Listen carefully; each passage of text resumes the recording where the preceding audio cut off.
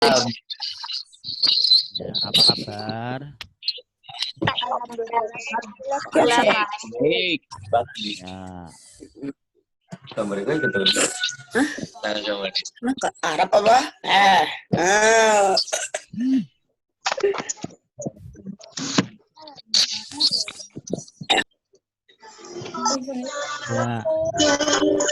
Iya sih, masih sih Pelajaran IPA akan dimulai segera ya. Pertama-tama, selamat pagi anak-anak. Assalamualaikum warahmatullahi wabarakatuh. Waalaikumsalam warahmatullahi wabarakatuh. Setiap pagi berdoa supaya kita terhindar dari wabah, dari penyakit ya. Oke. Kemarin tugasnya ada yang sudah mengumpulkan, ada yang belum mengumpulkan. Ya. Ini apa? Oke, kita lanjut ya. Langsung ke materi saja. Ayo rame.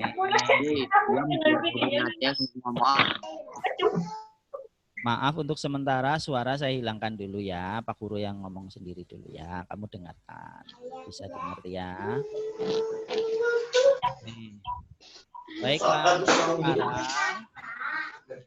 Pak Guru mau membuka file untuk pelajaran kemarin. Apa kemarin sudah diajari apa ya sama Pak Guru?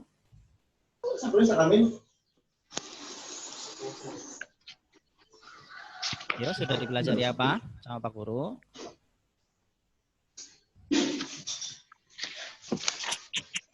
penyelidikan.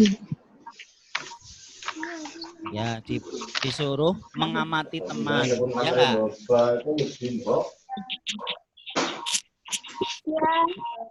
Suruh mengamati teman, kemudian suruh apa lagi? Suruh mengukur, suruh apa lagi? Membandingkan, ya.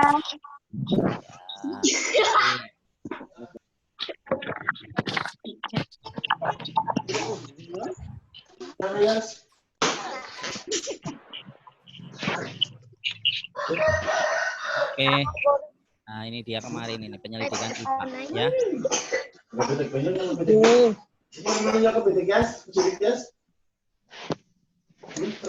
Ayo mulai.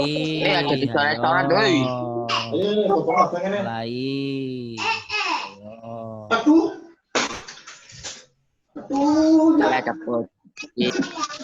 Ya. Dedeknya.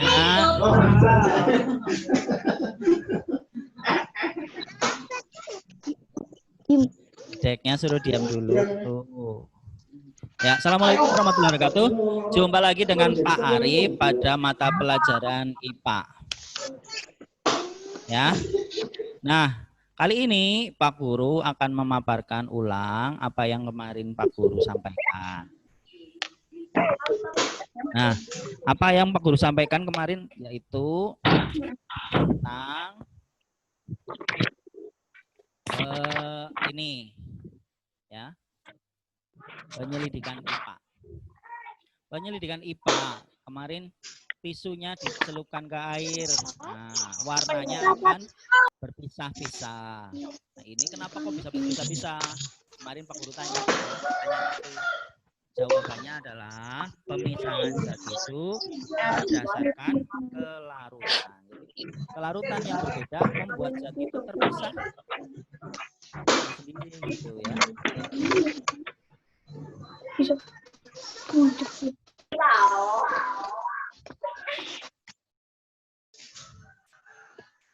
Oke, lanjut ya. Nah, itu kemarin yang kamu lakukan pertama kali. Berikutnya adalah proses penyelidikan IPA. Pertama mengamati. Kamu disuruh mengamati 10 perbedaan pada temanmu. Ada 10 perbedaan. 10 perbedaan itu adalah misalnya dari warna kulit. Ada yang warnanya putih, ada yang warnanya hitam. Pertanyaannya bagaimana dan sebagainya. Oke. Kalau mau bertanya, silakan lewat chat saja ya. Tidak lewat pembicaraan di tengah. Saya berbicara di depan gitu ya. Oke, suaranya tidak jelas. Ya. Saya ulangi ya. Berarti saya memakai speakernya adalah Nah, sekarang sudah jelas atau belum? Suaranya sudah jelas? Oh ya, cukup baik. Sekarang lanjutkan ya. Kemarin sudah membuat yang namanya pengamatan, ya kan? Kemudian inferensi. Oh, kurang keras ya. Ya. Masih kecil suaranya?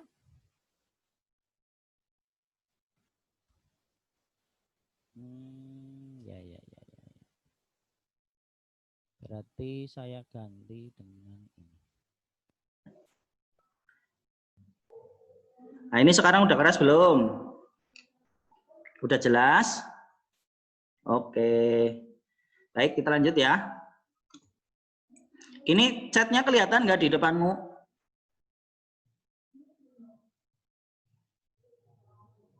Oke, lanjut ya. Ya, membuat inferensi.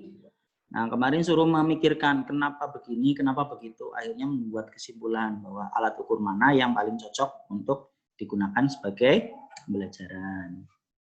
Berikutnya, mengkomunikasikan. Nah, kemarin kamu membuat laporan ke Pak Guru, ya. Membuat laporan tentang apa-apa yang kamu lakukan di rumah. Nah, ini cara kamu mau komunikasikan. Ada yang laporannya asal jadi, ada yang kebingungan, ada yang macam-macam, saya tahu itu ya. Nggak apa-apa, namanya juga masih latihan. Kan di SD belum ya. Lanjut. Manfaat mempelajari IPA kemarin sudah diceritakan bahwa meningkatkan kualitas hidup. Jadi ada orang yang tadinya gampang sakit, dengan penyelidikan IPA, maka ada obat-obat ditemukan. Jadi kualitas kehidupannya menjadi lebih sehat. Berikutnya, memahami berbagai hal di sekitar kita. Ya, kita menjadi lebih tahu tentang berbagai hal. Seperti halnya, misalnya kenapa angin bertiup? Ternyata karena tekanan udara dari suhu yang berbeda, sehingga menimbulkan tekanan udara yang berbeda. Timbullah angin, misalnya seperti itu. Kemudian, menyelesaikan masalah. Kalau dengan belajar IPA, kita bisa menyelesaikan masalah. Adikmu panas, ibumu belum pulang, kamu sendiri sama adikmu. Bagaimana cara menyelesaikannya? Dengan pengetahuan IPA, maka kamu bisa membantu dengan mengkompres adikmu, ya, supaya panasnya tidak bertambah. Nah, itu dengan mengetahui pembelajaran IPA. Sekarang, satu lagi, ketika ada masalah, maka seorang yang sudah tahu IPA, maka akan berpikir logis dan sistematis. Ada kebakaran di rumah, kompornya kebakaran. Ya, kebakaran karena minyaknya misalnya terlalu panas sehingga kebakaran. Jangan disiram air, nanti tambah menyala airnya. Maka perlu ditutup dengan kain basah atau keset basah, ditutup bus. Apinya mati gitu ya. Karena ada penghentian oksigen menyuplai dari kebakaran itu. Jadi oksigennya ketutup sama kain basah. Lanjut.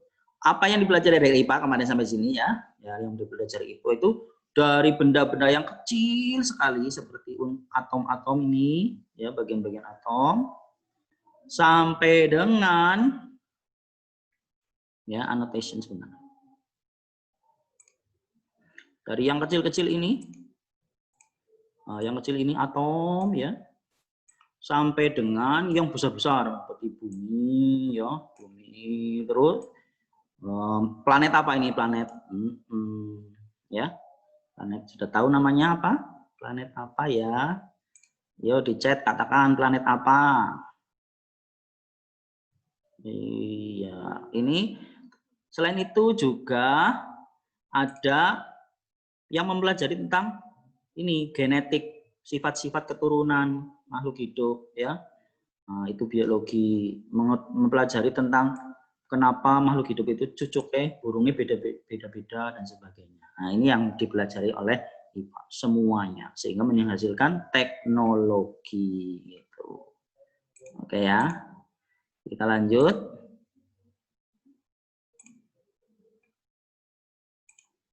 Nah, pengukuran sebagai bagian dari pengamatan. Kalau mengamati itu harus ada alat ukurnya supaya jelas. Kalau mengamatinya tidak pakai alat ukur, maka bisa meragukan. Itu tadi ada benda panjang bergerak-gerak. Ular. Nah, panjangnya berapa? Panjangnya berapa? Nggak tahu. Pakai kira-kira, pakai meter misalnya. Ya, tadi planetnya Saturnus dan Bumi, betul. Nah, dari situ maka pengukuran menjadi hal yang penting. Kalau kamu membuat sesuatu tidak ada ukurannya, repot. Membangun rumah tidak pakai ukuran, repot. Rumahnya belak-belok, ya enggak? Iya, ada yang minta nomor WA, itu apa itu? Lanjut ya.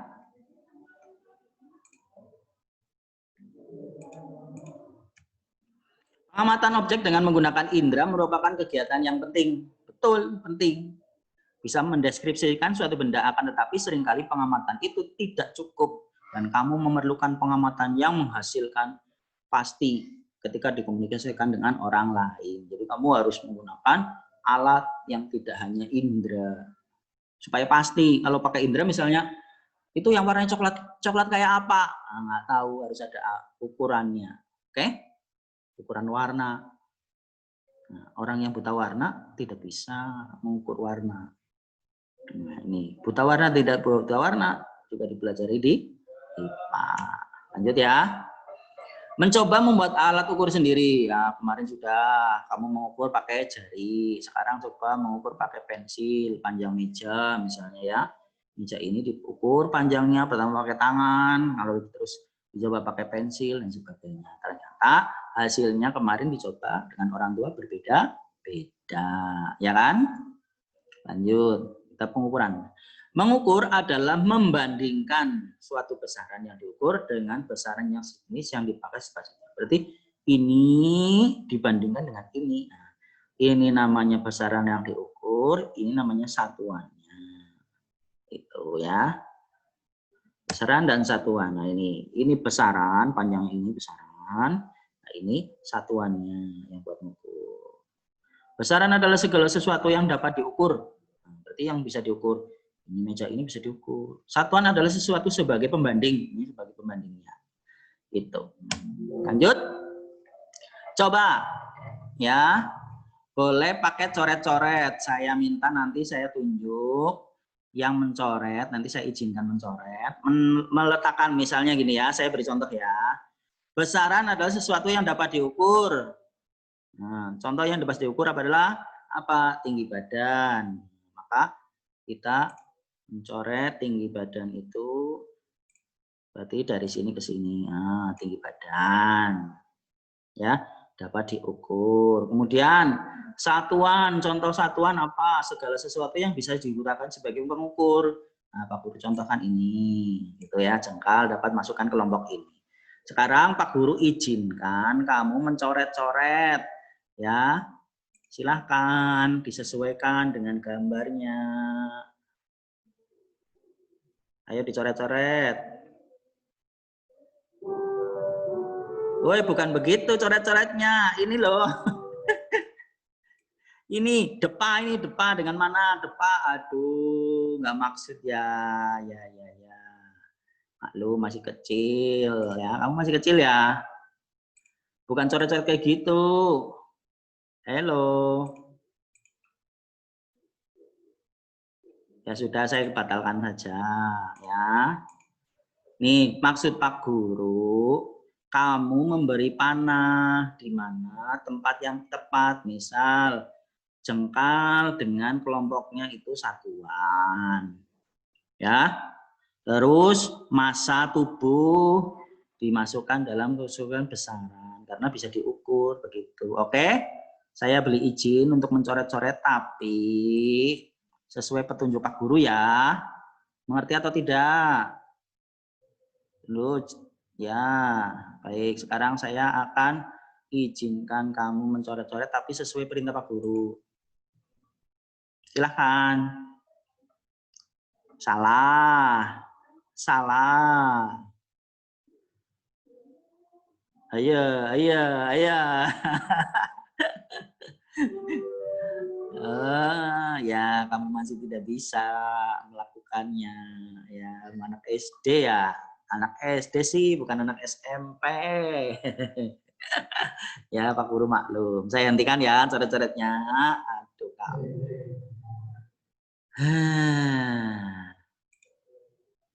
Ya udah Pak Guru aja yang coret-coret deh. Tinggi badan termasuk besaran karena dapat diukur ya. Massa tubuh termasuk besaran karena dapat diukur. Depak termasuk satuan. Ya. Saya beri warna merah yang satuan deh. Oke. Nah, depak ini satuan. Umur merupakan besaran yang dapat diukur, berarti umur masuknya sini.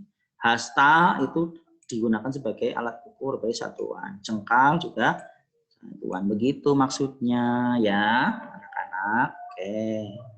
Lanjut ya. Baik, sekarang kita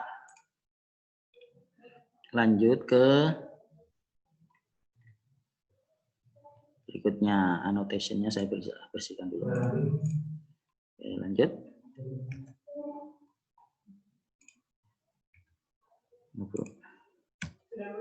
Sedang. Nah, ada satuan yang namanya satuan tidak baku. Apa itu satuan tidak baku? Satuan tidak baku adalah satuan yang tidak ditetapkan sebagai pengukuran, namun secara umum atau secara ilmiah. Ya. Jadi satuan tidak baku adalah satuan yang tidak ditetapkan sebagai satuan pengukur secara umum ataupun secara ilmiah. Karena pengukuran ini tidak dapat dinyatakan dengan jelas atau menggunakan suatu instrumen. Ya, ada yang chat ini apa ini? Oh, alah ya. Oke. Baik.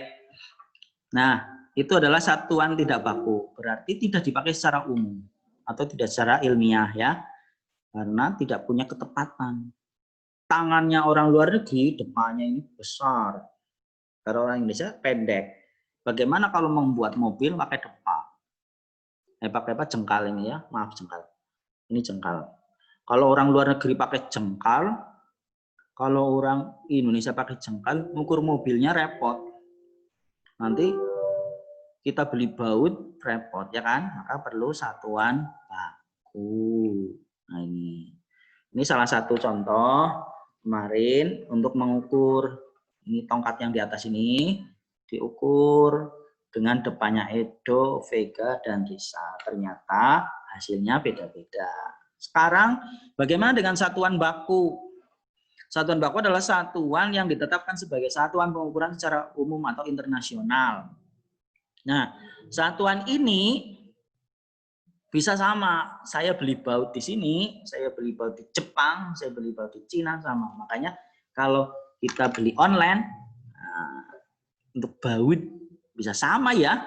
Tahu baut enggak? Mur, baut tahu? Nah, harusnya tahu ya. Itu bedanya di situ. Oke, sekarang coba saya lihat chatnya. Ada yang tahu baut atau enggak? Saya lihat. Oh iya tahu. Baik. Adna Afiski. Ya. Oke, lanjut. Nih. Penggaris untuk mengukur panjangnya. Misalnya itu penggaris 7 cm, 4 cm. Nah, ini misalnya penggarisnya dipakai untuk mengukur seret, panjangnya terangkat berapa. Kalau panjangnya segini, untuk mengukur panjang dari sini ke sini, berarti berapa kali. Nah, tinggal dihitung aja. Begitu ya. Lanjut, besaran pokok. Selain alat ukur itu, ternyata ada besaran-besaran yang menggunakan alat ukur berbeda-beda. Nah, besaran ini dibagi menjadi dua. Ada besaran pokok, ada besaran turunan. Ya. Sekarang kita bicara besaran pokok dulu.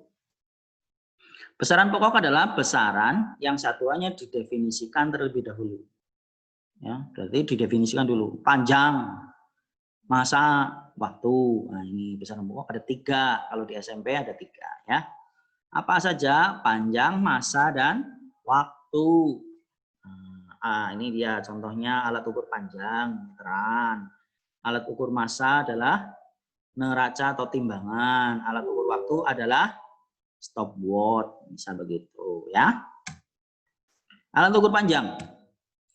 Panjang merupakan antara 2 titik. Ya, panjang itu apa sih? Panjang merupakan jarak antara 2 titik. Misalnya panjang itu papan tulis. Nah, diukur dari A sampai B. Nah, diukurnya itu merupakan panjang. Contoh alat ukur panjang, pita ukur atau meltin. Ini namanya meltin.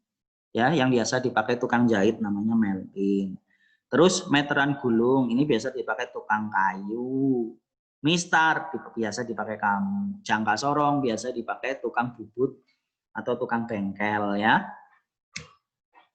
Nah, kamu sudah dipelajari di SD ini tentang konversi panjang. Ya kan? Iya, kilometer, hektometer, dekameter, desimeter, milimeter. Ya, ada yang ngecat lagi.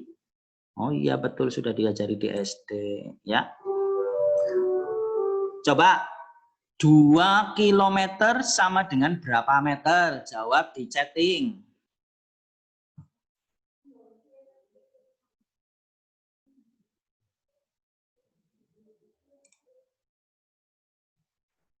Dua kilometer berapa meter? Ya, Destra Amrisik salah, harusnya 2000 meter. Betul ini, pada betul ya. Ada yang 6 meter, Julia Fatmawati ngarang. Nggak boleh ngarang. Iya, 2 kilometer sama dengan 2000 meter. Oh, Destra kepencet ya. Oke, saya lanjut. Kurang jelas, berarti sinyal di tempatmu kurang, yang lain jelas kok kelihatannya. Ya. Ya, Pak Guru tanya lagi nih. 1000 cm sama dengan berapa meter? Jawab di chat. Ayo. 1000 cm berapa meter? Jawabannya campur-campur. 1000 cm adalah 10 meter. Banyak yang salah ini. Ayo jawabnya. Iya, 10 meter. Kan naiknya nih dari senti 1, 2. Padahal Pak Guru bilang 1000. Berarti lebih 1. Jadi 10 meter. Begitu ya.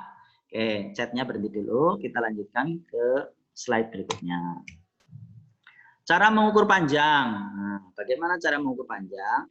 Alat yang diukur, pertama ujung yang satu harus berimpit dengan 0 atau jejeran karo 0. Harus. Supaya tidak menghimpulkan perbedaan ukuran. Nah, ini berimpit dengan 0 ini. Kalau nontonnya juga harus lurus. Tidak boleh nonton dari sisi kanan maupun kiri. Kalau nonton dari sisi kanan ataupun kiri, namanya akan terjadi kesalahan paralaks alias kesalahan karena cara membaca alat ukur. Nah, nanti ini semua dicatat di buku tulis, semua apa yang Pak Guru sampaikan. Tidak usah upload, tidak usah apa-apa, pokoknya kamu catat. Kalau ini ketinggalan nyatetnya, kamu nonton di YouTube dicatat pelan-pelan satu-satu ya. Biar kamu punya catatan. Nanti kamu tahu apa yang Pak Guru sampaikan. Ngerti? Jadi cara mengukur penggaris yaitu dengan cara per garis ujung yang mau diukur harus berhimpit dengan 0 dan satunya lagi nanti dilihat berhimpit dengan angka tertentu. Nah, cara melihatnya tidak boleh miring kanan atau miring kiri, harus lurus supaya tidak terjadi kesalahan paralaks. Ya. Ingat, nanti dicatat semua yang saya sampaikan di buku tulis. Tidak usah di-upload, tidak usah di-share. Nah, kalau kamu ketinggalan ini, boleh kamu nonton di YouTube-nya, terus dicatat lagi satu-satu ya. Lanjut. Nah ini, posisi nol antar alat ukur. Ya, panjangnya, awalnya harus berhenti dengan alat ukur. Oke? Lanjut. Ya, warna biru itu berapa senti? Silakan tulis di chat. Warna biru itu berapa senti? Ya, di YouTube nanti ada insya Allah ya. Ini yang atas ini. Nah. Ya, 16 cm. Betul. Betul, 16 cm. Kalau yang ini berapa senti?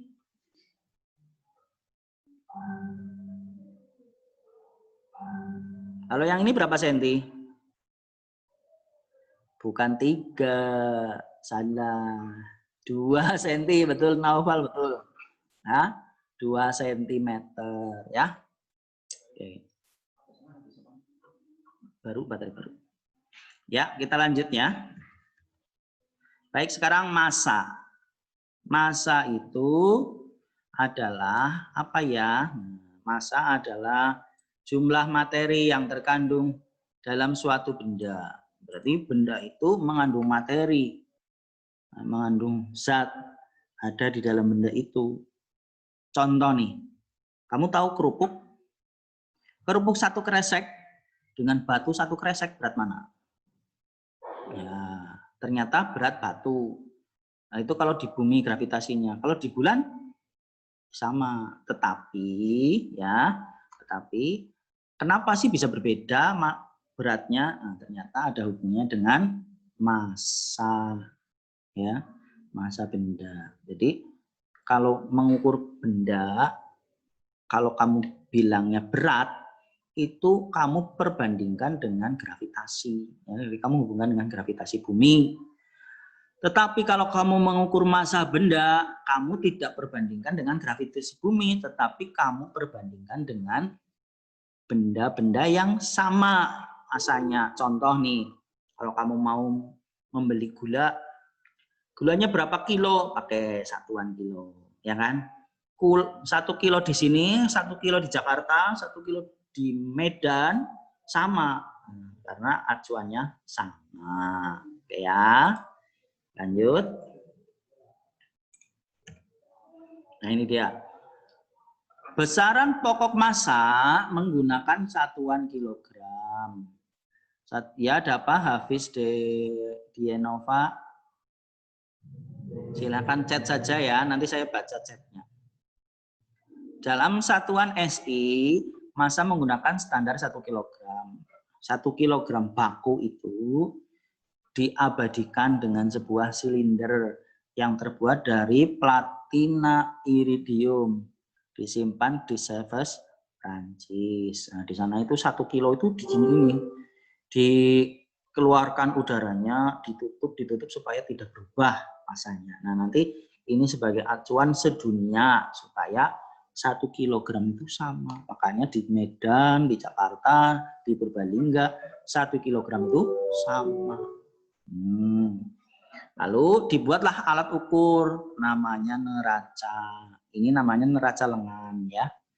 Kalau di desa biasanya pakai yang namanya itu apa ya? Yang buat padi itu loh yang di sini. Nah, apa coba?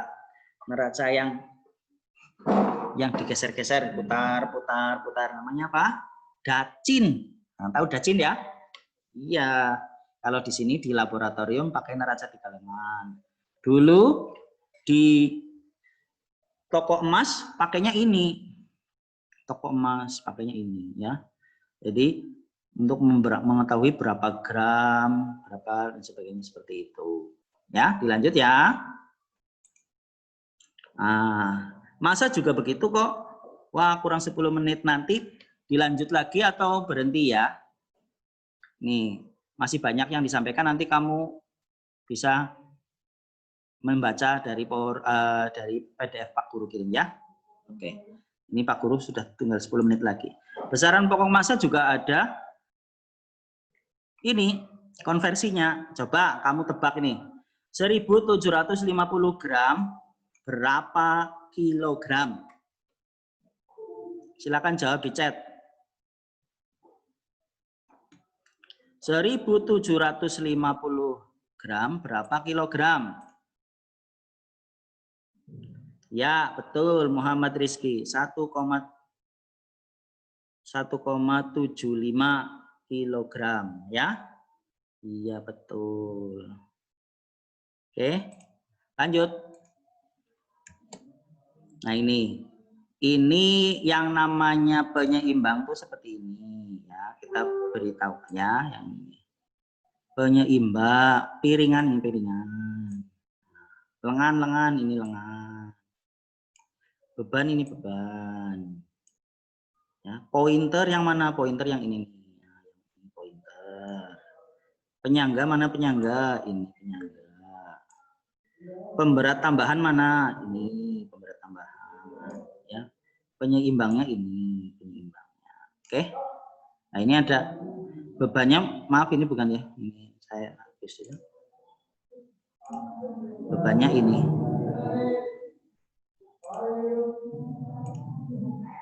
Bebannya yang ini nih. Nah, ini nanti digeser-geser. Ini kalau kurang tambahan ini pakai ini. Oke ya. Lanjut.